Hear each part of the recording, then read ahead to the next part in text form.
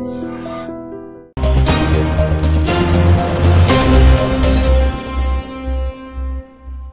Top rankings ఉన్న యూనివర్సిటీస్లో ఎలాంటి IELTS రాయకుండా ఫ్రీ ఎడ్యుకేషన్ అండ్ స్కాలర్షిప్ అందుకోవాలంటే కాంటాక్ట్ విదేశ్ కన్సల్ట్స్. ఒకవైపు ఆంధ్రప్రదేశ్లో ఎన్నికలకు సంబంధించి ఇక వారం రోజుల్లోనో 10 రోజుల్లోనో షెడ్యూల్ రాబోతున్నట్టుగా ఒకవైపు వార్తలు వస్తూ ఉంటే, మరోవైపు టీడీపీ, జనసేన లేదా బీజేపీ ఈ కూటముల ఏర్పాట్లలో, ఈ పొత్తుల సందిగ్ధంలో, లేకుంటే ఈ సీట్ల కేటాయింపుకు సంబంధించిన కసరత్తులో అవి తలమునకలైపోయి ఉన్నాయి. అవి ఏవి కూడా ఒక రోడ్ మ్యాప్తో ఇప్పటికే ఒక యాక్షన్ ప్లాన్ను రూపొందించుకోలేకపోతున్నాయి.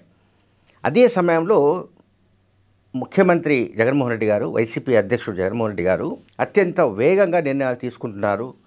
ఎక్కడికక్కడ అభ్యర్థులను ప్రకటించేస్తున్నారు. కొన్ని చోట్ల సర్వేల ఆధారంగా కావచ్చు, లేకుంటే ఇతరత్ర మార్గాల ద్వారా తాను తెప్పించుకున్న సమాచారం ఆధారంగా కావచ్చు, కొంతమంది అభ్యర్థుల్ని ఆయన మీకు టికెట్టు ఇవ్వడానికి సాధ్యపడదు, ఇంకొక రకంగా మిమ్మల్ని అకామిడేట్ చేస్తానని కూడా కొన్ని కాన్స్టిట్యూన్సీస్కి ఆయన చెప్పేశారు. కొంతమంది సిట్టింగ్ అభ్యర్థుల్ని మార్చేశారు, కొంతమంది నియోజకవర్గాలను మార్చారు, కొంతమంది ఎంపీల్ని ఎమ్మెల్యేలుగా పోటీ చేసే విధంగా ఆయన నిర్ణయాలు తీసుకున్నారు. కొంతమంది ఎమ్మెల్యేలు ఎంపీలుగా పోటీ చేసే పరిస్థితులు కనిపిస్తున్నాయి. ఉదాహరణకి ఇప్పుడు నెల్లూరు సిటీ ఎమ్మెల్యే మాజీ మంత్రి అనిల్ కుమార్ యాదవ్ ఉన్నాడు. అనిల్ కుమార్ యాదవ్ను నర్సరావుపేట లోక్సభ నుంచి పోటీ చేయబోతున్నాడు. సో నర్సరావుపేట ఎంపీగా ఉన్న, ప్రస్తుతం వైసీపీ ఎంపీగా ఉన్న లావు శ్రీకృష్ణదేవరాయలకు ఆయనను గుంటూరు నుంచి పోటీ చేయవలసిందిగా జగన్మోహన్ రెడ్డి గారు కోరారు. బట్ దాన్ని ఆయన తిరస్కరించి నర్సరావుపేట నుంచి పోటీ చేస్తారని చెప్పారు. దాన్ని జగన్మోహన్ రెడ్డి గారు ఒప్పుకోలేదు. దాంతో ఆయన పార్టీ నుంచి బయటికి వెళ్ళిపోయి తెలుగుదేశం పార్టీలో చేరబోతున్నారు. సో త్వరలో అధికారికంగా ఆయన నర్సరావుపేట నుంచి టీడీపీ అభ్యర్థిగా పోటీ చేసే అవకాశాలు ఉన్నాయి. అలాగే విజయవాడ సెంట్రల్ నుంచి sitting MLA Malladi Vishnu episode మనకు తెలుసు. ఆయనకు అక్కడ కాకుండా సీటు వచ్చే పరిస్థితి లేదనడంతో ఆయన వేరే దారి చూసుకుంటున్నట్టుగా మనకు కనబడుతోంది. సో కొన్ని కాన్స్టిట్యున్సీస్లలో, అంటే ఎదర్ పార్లమెంట్ ఆర్ అసెంబ్లీ, కొన్ని సెగ్మెంట్స్లో కొంత అసంతృప్తి లేదా జగన్ పట్ల కొంత అసహనం, లేదంటే జగన్ గారి పట్ల కొంత వ్యతిరేకత వ్యక్తమవుతున్నప్పటికీ నేను చెప్తున్నది ఏంటంటే, యాజ్ ఏ హోల్గా, అంటే ఆంధ్రప్రదేశ్ వ్యాప్తంగా 175 అసెంబ్లీ సెగ్మెంట్స్, అట్లాగే 25 పార్లమెంట్ నియోజకవర్గాల్లో ప్రతిపక్షాల కంటే కూడా వేగంగా, అత్యంత దూకుడుగా జగన్మోహన్ రెడ్డి గారు నిర్ణయాలు తీసుకుంటున్నారు. ఆ నిర్ణయాల్ని అమలు చేస్తున్నారు.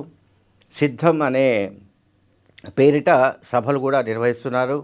ఒకటి ఉత్తరాంధ్రలో భీమిలి ప్రాంతంలో సభ నిర్వహించారు. ఆ తర్వాత కోస్టల్ బెల్ట్లో మన ఏలూరులో సభ నిర్వహించారు.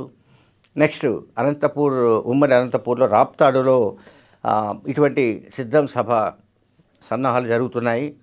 సో ఒకవైపు ఏమో అభ్యర్థులను ప్రకటిస్తూ, ఒకవైపు అభ్యర్థుల మార్పులు చేర్పులకు సంబంధించిన నిర్ణయాలు వేగంగా తీసుకుంటూ, ఇంకొక వైపు ప్రజలతో కనెక్ట్ కావడానికి ఇటువంటి బహిరంగ సభలను ఆర్గనైజ్ చేస్తూ జగన్మోహన్ రెడ్డి గారు చాలా స్పీడ్గా ఉన్నట్టుగా కూడా మనకు కనిపిస్తుంది. అయితే ప్రతిపక్షాలకు జగన్మోహన్ రెడ్డి గారి వేగము, ఆయన తీసుకుంటున్న నిర్ణయాలు, వాళ్లకు అంటే ప్రత్యర్థులకు, జగన్ వ్యతిరేక రాజకీయ శక్తులకు వాళ్ళ గుండెల్లో రైళ్లు పరిగెడుతున్నాయి. ఎందుకంటే జగన్ గారు ఎక్కడెక్కడైతే సామాజిక సమీకరణాల నేపథ్యంలో మార్పులు చేర్పులు చేస్తున్నారో, అక్కడ తప్పనిసరి పరిస్థితుల్లో ఇప్పుడు వాళ్ళు కూడా గతంలో అనుకున్న అభ్యర్థులు కాకుండా ఇప్పుడు దాంట్లో కొంత చేంజెస్ చేయాల్సిన అవసరం వచ్చినట్టుగా టీడీపీ వర్గాల నుంచి సమాచారం అందుతోంది. సో తెలుగుదేశం, జనసేన ఇవి కూటమిగా ఏర్పడి బీజేపీతో కూడా కలిసి పోటీ చేయాలనుకొని వాళ్ళు సూత్రప్రాయంగా నిర్ణయించుకున్నప్పటికీ ఈ వేగం ఏదైతే ఉందో, అంటే ఆంధ్రప్రదేశ్లో వైసీపీ అనుసరిస్తున్న విధానాలు, రాజకీయంగా తీసుకుంటున్న డెసిషన్స్, ఆ స్థాయిలో ప్రతిపక్షాలలో ఆ వేడి కానీ, ఆ వేగం కానీ, లేకపోతే ఆ తరహా ఏమంటాం యుద్ధరంగానికి సిద్ధమైన పరిస్థితులు మనకు కనిపించట్లేదు. జగన్మోహన్ రెడ్డి గారి యాంగిల్లో మనం ఆలోచిస్తే ఆయన రేపు త్వరలో జరిగే కురుక్షేత్ర సంగ్రామానికి తాను సిద్ధమవుతూ పార్టీ క్యాడర్ను ప్రజల్ని కూడా ఆయన సిద్ధం చేస్తున్నారు.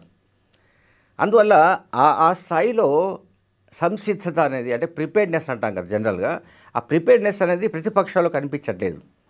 తెలుగుదేశం కావచ్చు, జనసేన కావచ్చు, ఆ పార్టీలో అటువంటి ప్రిపేర్డ్నెస్ లేకపోవడం, అట్లాగే అభ్యర్థుల ఖరారు విషయంలో డిలే జరుగుతుండడం, ఇటువంటి పరిస్థితుల వల్ల ఏంటంటే రెండు పార్టీల్లో కూడా గందరగోళ పరిస్థితులు కొనసాగుతున్నాయి.